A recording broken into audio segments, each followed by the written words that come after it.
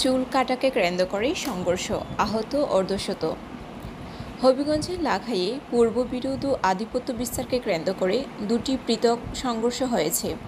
সংঘর্ষে অন্তত অর্ধশতাধিক নারী পুরুষ আহত হয়েছেন। তাদের মধ্যে গুরুতর আহত 20 জনকে হবিগঞ্জ সদর আধুনিক হাসপাতাল ও অন্যদের লাখাই উপজেলা স্বাস্থ্য কমপ্লেক্সে ভর্তি করা হয়েছে। আজ বুধবার 2রা এপ্রিল সকালে উপজেলার জিরুন্ডা ও বামুই এলাকায় এ সংঘর্ষের ঘটনা ঘটে। স্থানীয়রা জানান, জেলার লাখাই উপজেলার জিরুন্ডা গ্রামের মোস্তফা মিয়ার সঙ্গে একই গ্রামের রুকুন মিয়ার গ্রামের বিভিন্ন বিষয় নিয়ে দীর্ঘদিন ধরেই পূর্ববিরোধ ছিল। এ নিয়ে তাদের মধ্যে একাধিকবার সংঘর্ষ হয়েছে।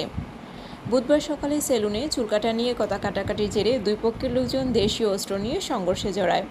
ঘণ্টাব্যাপী সংঘর্ষে উভয় পক্ষের বেশ কয়েকজন নারী পুরুষ আহত হন। খবর পেয়ে পুলিশ ঘটনাস্থলে পৌঁছে পরিস্থিতি নিয়ন্ত্রণে আনেন।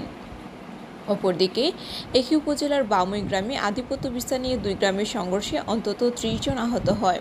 গুরুতর আহত অবস্থায় 15 জনকে হবিগঞ্জ সদর হাসপাতালে ভর্তি করা হয়েছে। অন্যদের প্রাথমিক চিকিৎসা দেওয়া হয়েছে। স্থানীয়রা জানান, বামুই গ্রামের আরিফ মিয়ার সঙ্গে একই গ্রামের খসরু মিয়ার মামলা সংক্রান্ত বিরোধ চলে আসছে। এর জেরে আজ সকাল 10টায় তাদের মধ্যে সংঘর্ষ হয়। হবিগঞ্জের police super SP ANM Sajidur Rahman জানান, বর্তমানে পরিস্থিতি শান্ত রয়েছে। উভয় এলাকায় অতিরিক্ত পুলিশ মোতায়েন করা হয়েছে।